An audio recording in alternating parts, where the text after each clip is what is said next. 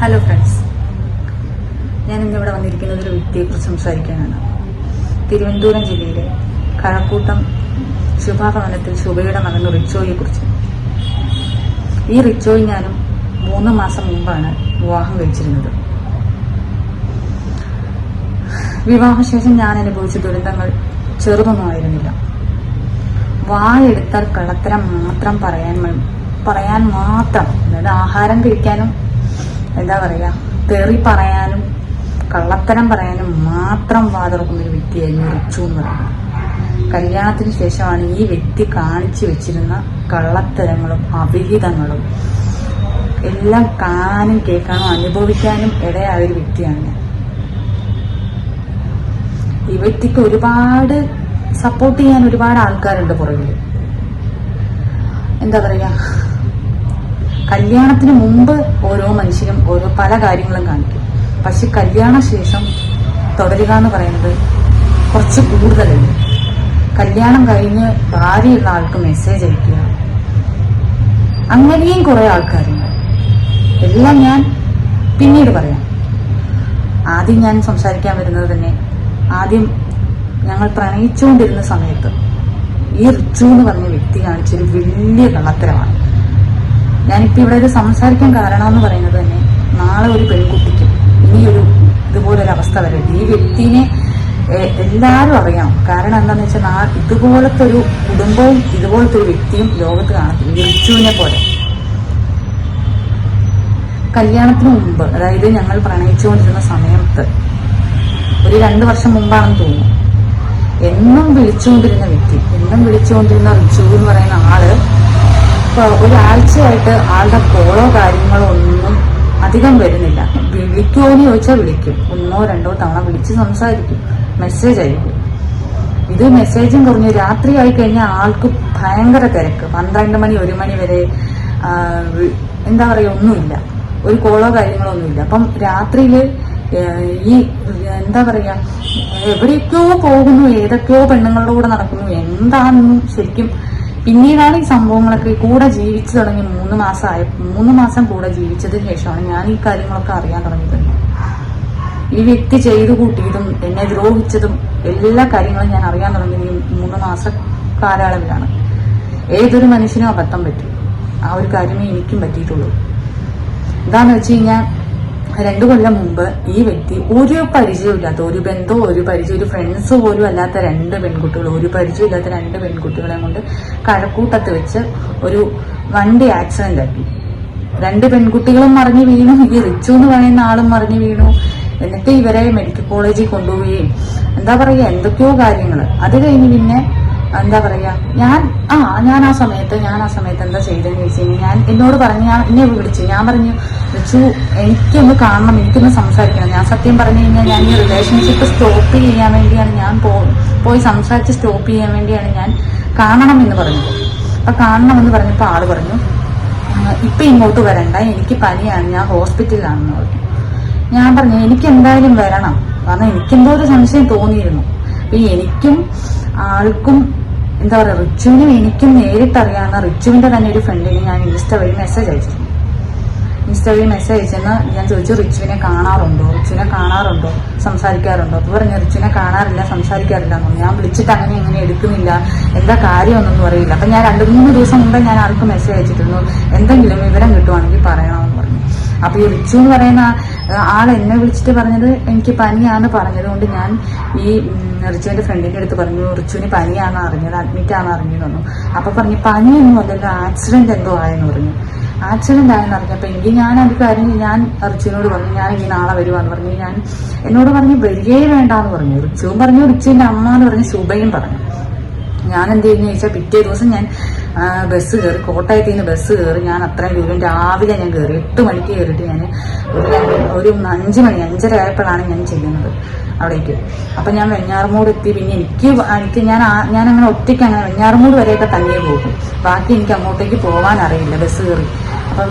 അപ്പം കഴക്കൂട്ടം വരെ പോകാൻ എനിക്കറിയില്ല. സാധാരണ സമയങ്ങളിലൊക്കെ എന്നെ കാണാൻ വരുമ്പോഴൊക്കെ വെഞ്ഞാറമൂട് വരുമ്പോൾ ആളെന്നെ വെഞ്ഞാറമൂട് വന്ന് വിളിക്കുകയാണ് ചെയ്യാറ്. അല്ലാതെ ഞാൻ തനിയെ പോകല് കുറവാണ്. അത് ആദ്യമായിട്ടാണ് ഞാൻ അന്ന് അങ്ങനെ പോകേണ്ടി വന്നത്. അപ്പൊ ഞാൻ എന്താ ചെയ്തതെന്ന് വെച്ചാൽ ഞാൻ പോയിരുന്ന എന്താ കണ്ട് സംസാരിച്ച് എന്താ അവസ്ഥയെന്ന് അറിയാൻ വേണ്ടി ഞാൻ ചെന്ന് കഴിഞ്ഞപ്പോഴത്തേക്കുണ്ട് ആളുടെ അമ്മ എന്നെ വിളിക്കുന്നു. ആളുടെ അമ്മ എന്നെ വിളിച്ചിട്ട് പറഞ്ഞു, ഇവിടെ പുത്തൻതോപ്പ് ഹോസ്പിറ്റലിൽ ഉണ്ട്, ഇങ്ങോട്ടേക്ക് വന്നാൽ മതി എന്ന് പറഞ്ഞു. പിന്നെ ഞാൻ കഴക്കൂട്ടം ചെന്ന് അവിടെ നിന്ന് ഒരു ഓട്ടോ പിടിച്ച് ഞാൻ പുത്തൻതോപ്പ് ഹോസ്പിറ്റലിൽ എത്തിയിട്ട് ഞാൻ ചോദിച്ചു എന്താ റിച്ചു ഉണ്ടായത്, എന്താ സംഭവം, എന്താ പനിയാണോ, എന്തോ പറ്റിയെന്ന് ചോദിച്ചു. അപ്പോഴും ഞാൻ നല്ല സ്നേഹത്തോടെ തന്നെ പെരുമാറി. എന്താ അവസ്ഥയെന്ന് അറിയാം, നീ എന്താ ഞാൻ വിളിച്ചൊന്നും എടുക്കാത്തെ, എന്താ അവസ്ഥയെന്ന് അറിയട്ടെ.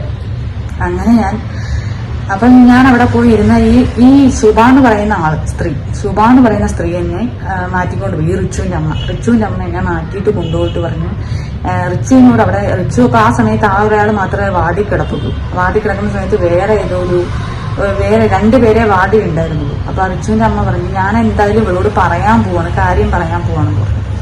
അപ്പൊ കാര്യം പറയാൻ പോവാണെന്ന് പറഞ്ഞത് എന്താ പറയാ, ഇന്നപോലെ ഇങ്ങനെ 2 പെൺകുട്ടികളുമായിട്ട് പോയി ആക്സിഡന്റ് ഉണ്ടായെന്ന് പറഞ്ഞപ്പോൾ ഞാൻ പറഞ്ഞു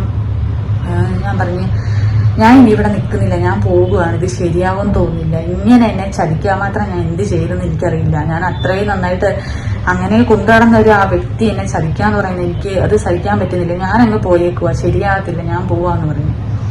അപ്പൊ അതിനു മുമ്പൊരു സംഭവം ഉണ്ടായി. ഞാൻ വീട്ടിൽ നിന്ന് കയറുന്ന സമയത്ത് ഈ റിച്ചുവിന്റെ അമ്മയും എന്റെ അമ്മേനെ വിളിച്ചിരുന്നു. എന്റെ അമ്മേനെ വിളിച്ചിട്ട് എന്റെ അമ്മേനെ ഭീഷണിപ്പെടുത്തിയിട്ട് പറഞ്ഞു, മകളെ ഇങ്ങോട്ടേക്ക് വിടരുത്, ഒരു കാരണവശാലും വിടരുതെന്ന് പറഞ്ഞു. എന്താ കാര്യമെന്ന് എന്റെ അമ്മയ്ക്കും മനസ്സിലായില്ല. അപ്പൊ എന്റെ അമ്മ വിളിച്ചിട്ട് ഞാൻ ബസ് കയറി ഏകദേശം അവിടെ അടുക്കാറായപ്പോഴത്തേക്കും വിളിച്ചിട്ട് പറഞ്ഞു, നീ തിരിച്ചു വാ, അവരങ്ങോട്ട് ചെല്ലണ്ടാന്നാ പറയുന്നതെന്ന് പറഞ്ഞു. ഞാൻ പറഞ്ഞില്ല, എനിക്ക് എന്തായാലും ചെല്ലണം, എന്റെ കുറച്ച് കാര്യങ്ങളും സാധനങ്ങളും ഒക്കെ എനിക്ക് മേടിക്കാനുണ്ട്, എനിക്ക് എന്തായാലും തിരിച്ച് എനിക്കത് മേടിക്കണം, എനിക്ക് കുറച്ച് കാര്യങ്ങൾ സംസാരിച്ചിട്ട് ഞാൻ വന്നോളാം, ഇല്ലെങ്കിൽ ഞാൻ വരുന്നില്ലെന്ന് പറഞ്ഞു. ഒന്നില്ലെങ്കിൽ ഞാൻ ഇവിടെ അത്രയും നിർബന്ധിക്കുവാണെങ്കിൽ ഞാൻ ആത്മഹത്യ ചെയ്യും, അല്ലെങ്കിൽ ഞാൻ എന്തെങ്കിലും ആക്കുമെന്ന് പറഞ്ഞു. കാരണം ഒരു മനുഷ്യൻ ഈ കണ്ട വർഷങ്ങളെല്ലാം അത്രയും ഇത് തന്ന് നമ്മൾ അത്രയും കൂടെ നിർത്തിയ ഒരാൾ നമ്മളെ ചതിക്കുക എന്ന് പറയുമ്പം അതിന്റെ ഒരു വേദന വേറെ തന്നെയാണ്. അപ്പൊ അതെന്തായാലും നമ്മൾ നേരിട്ട് പറഞ്ഞറിഞ്ഞു കഴിഞ്ഞാൽ നമുക്കതൊന്ന് തീർന്നു, ആ വിഷയം അങ്ങ് തീർന്നെന്ന് വെക്കാം. എന്നിട്ട് ഈ വ്യക്തിയെ ഞാൻ ചെന്ന് കണ്ടപ്പോൾ ഇങ്ങനെയാണ് സംഭവം അറിഞ്ഞത്. ഞാൻ അന്ന് ആ ഹോസ്പിറ്റലിൽ നിന്ന് അവിടെ നിന്ന് ഇറങ്ങിപ്പോകാൻ തുടങ്ങിയപ്പോൾ ഈ ശുഭ എന്ന് പറയുന്ന സ്ത്രീ എന്നെ അവിടെ പിടിച്ചു നിർത്തിയിട്ട് പറഞ്ഞു, പോവരുത്, ഈ സമയത്ത് പോവരുത്, ഇനി പോവരുതെന്ന് പറഞ്ഞു. നമുക്ക് എല്ലാത്തിനും പരിഹാരം ഉണ്ടാക്കും, നഷ്ടപ്പെട്ടതൊക്കെ എന്തായാലും ഇവൻ മേടിച്ചെടുത്തൊക്കെ കാര്യങ്ങളൊക്കെ തിരിച്ചു തരാമെന്ന് പറഞ്ഞ് ഈ വ്യക്തി എന്നെ അവിടെ പിടിച്ചു നിർത്തി ആ വീട്ടിൽ കൊണ്ടുപോയിട്ട് എന്നോട് അത് പറഞ്ഞ് സമാധാനിപ്പിച്ച് നിർത്തി. ഇപ്പൊ ഈ ഹോസ്പിറ്റലും കേസും കാര്യങ്ങളുമായിട്ട് നടക്കുക, കുറച്ചു ദിവസം മോൾ ഇവിടെ നിൽക്ക്, അവനെ ഒന്ന് സമാധാനിക്കുക, അവന് ടെൻഷൻ അടിക്കരുതെന്ന് പറഞ്ഞാൽ ടെൻഷൻ അടിച്ചു കഴിഞ്ഞാൽ അവന് പെട്ടെന്ന് ഇത് BP കൂടിയിട്ട് എന്തെങ്കിലും ആയി പോകുന്ന ടെൻഷൻ അടിച്ച് അവനെ മെഡിക്കൽ കോളേജിൽ കൊണ്ടുപോകേണ്ടി വരും. അതുകൊണ്ട് ഒരു കാരണവശാലും ടെൻഷൻ അടുപ്പിക്കരുതെന്ന് പറഞ്ഞു.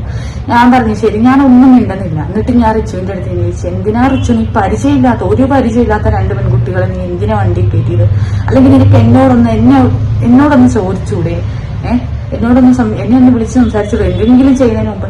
അതെന്നെ എന്റെ ഒരു കൂട്ടുകാരൻ പെടുത്തിയതാണ്, അവൻ എന്നെ മനഃപൂർവ്വം പെടുത്തിയതാണ്. അവൻ എന്തൊക്കെയോ വിട്ട ഒരു പെൺകുട്ടിയാണ് അവിടെ വന്നത്, അവൻ ചതിച്ച പെൺകുട്ടിയാണ് അവിടെ വന്നത്. പിന്നീട് ആക്സിഡന്റിന് ശേഷമാണ് ഞാനെല്ലാം അറിയുന്നത്, ഞാനൊന്നും ചെയ്തിട്ടില്ല എന്നൊക്കെയാണ് അവൻ പറഞ്ഞുകൊണ്ടിരുന്നത്. ഞാൻ പറഞ്ഞു, എന്നാലും പരിചയമില്ലാത്ത പെൺകുട്ടികളെ എങ്ങനെ നിനക്ക് വണ്ടിയിൽ കയറ്റാൻ തോന്നി? നീ ഇന്ന് വരെ, ഞാൻ സത്യം പറഞ്ഞു കഴിഞ്ഞാൽ ഞാൻ ചെല്ലുമ്പോഴൊന്നും ഇന്ന് വരെ, ഞാൻ അവിടെ കാണാൻ ചെന്നിട്ടൊന്നും ഇന്ന് വരെ, വീട്ടിലൊരു വണ്ടിയുണ്ട്, ആളുടെ വീട്ടിലൊരു വണ്ടിയുണ്ട്, ആകെ ഒരു വണ്ടിയുള്ളൂ, ആ ഒരു വണ്ടി എടുത്തിട്ട് പോലും ഇന്ന് വരെ എന്നെ പോലും കൊണ്ടുപോകാത്തൊരു വ്യക്തി ഒരു പരിചയമില്ലാത്ത 2 പെൺകുട്ടികളെ, അവന്റെ വണ്ടിയല്ല ഫ്രണ്ടിന്റെ വണ്ടിയാണെന്ന് പറയുന്നു, ഫ്രണ്ടിന്റെ വണ്ടിയിൽ കൊണ്ടാക്കുക എന്നൊക്കെ പറഞ്ഞാൽ ബീച്ചിൽ പോയിട്ട് റെയിൽവേ സ്റ്റേഷനിൽ കൊണ്ടുവിടാനായിരുന്നു. ഇവർക്ക് റെയിൽവേ സ്റ്റേഷനിൽ പോകണമെന്ന്. അപ്പൊ അവിടെ വെച്ച് കഴക്കൂട്ടത്ത് വെച്ച് എന്തോ ഒരു എന്തോ പ്രശ്നങ്ങൾ ഉണ്ടായിട്ടുണ്ടായിരുന്നു. അപ്പൊ അതുകൊണ്ടാണ് ഈ പെൺപിള്ളേരെ കൊണ്ടുവിടാൻ പോകുന്നത്. ഞാൻ എന്തോ ചെയ്തു, ഞാനത് വിശ്വസിച്ച് ഞാൻ അങ്ങനെ ഇരുന്നു. നമ്മൾ സ്നേഹിക്കുന്നവരാകുമ്പോൾ അവര് പറയുന്നത് വിശ്വസിച്ച് പോകും, സ്വാഭാവികം. ഞാൻ അത്രയും കണ്ടു. എന്നിട്ട് എന്താ ഉണ്ടായെന്ന് വെച്ച് കഴിഞ്ഞാൽ, ഞാൻ ആ വീട്ടിൽ നിന്ന സമയത്ത് ഇതിന്റെ പ്രശ്നങ്ങളും കേസും കാര്യങ്ങളുമായിട്ട് പോലീസ് സ്റ്റേഷനിൽ നിന്ന് പോലീസുകാർ വന്ന സമയത്ത് ഇവരെന്ത് ചെയ്തെന്ന് വെച്ചാൽ, ഈ റിച്ചുവിന്റെ അമ്മ ശുഭ എന്നെ സന്ധ്യ സമയം 6 മണി 6:30 ഒക്കെ ആയ സമയത്ത് എന്നെ കൊണ്ടുപോയിട്ട് വീടിന്റെ അങ്ങേ പറമ്പിൽ, ഏറ്റവും പുറകിലത്തെ പറമ്പിൽ കൊണ്ട നിർത്തിയിട്ട് ഞാൻ ചോദിച്ചു, എന്തിനാ അമ്മ നിങ്ങൾ ഇത്ര പേടിക്കുന്നത്, എന്തിനാണ് നിങ്ങളൊക്കെ ഇത്ര പേടിക്കുന്നത്? അവനൊരു കള്ളത്തരവും കാണിച്ചിട്ടില്ല എന്നുണ്ടെങ്കിൽ എന്തിനിങ്ങനെ പേടിക്കുന്നു? അപ്പൊ പറഞ്ഞു, അതിപ്പം മോളെ അത് എന്നായിരുന്നു, അതിങ്ങനെയാണ്. ഇപ്പൊ ഈ ഒരു പ്രശ്നത്തിനിടയിൽ ഈ ഒരു പ്രശ്നത്തിനിടയിൽ ഇങ്ങനെ ഉണ്ടായി, ഇങ്ങനെ മോളെയും കൂടെ കണ്ടു കഴിഞ്ഞാൽ എന്തൊരു ചെയ്യും എന്താ അന്ന് ഞാൻ പറഞ്ഞു, അതിന് കല്യാണം ഉറപ്പിച്ചാന്ന് പറഞ്ഞാൽ പോരെ, അത് കെട്ടാൻ പോകുന്നാന്ന് പറഞ്ഞാൽ പോരെ, എന്തിനങ്ങനെ ഇതാക്കണമെന്ന് ചോദിച്ചു. എന്നിട്ട് ഇവര് എന്താ പറയാ, അതിന്റെ പുറകിൽ കുറെ കേസും കാര്യങ്ങളൊക്കെ ആയിട്ട് പോലീസ് സ്റ്റേഷനിൽ ഇവന് പോകേണ്ടി വന്നു.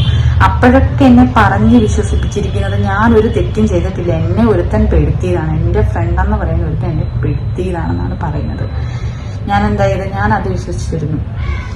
സ്വാഭാവികമായിട്ടും ഏതൊരു മനുഷ്യനും വിശ്വസിക്കുന്ന, അവർ ഇത് സ്നേഹിക്കുന്ന സമയത്ത് ആരായാലും വിശ്വസിക്കുന്ന ഒരു കാര്യമാണിത്. അതുകൊണ്ട് ഞാൻ വിശ്വസിച്ചിരുന്നു.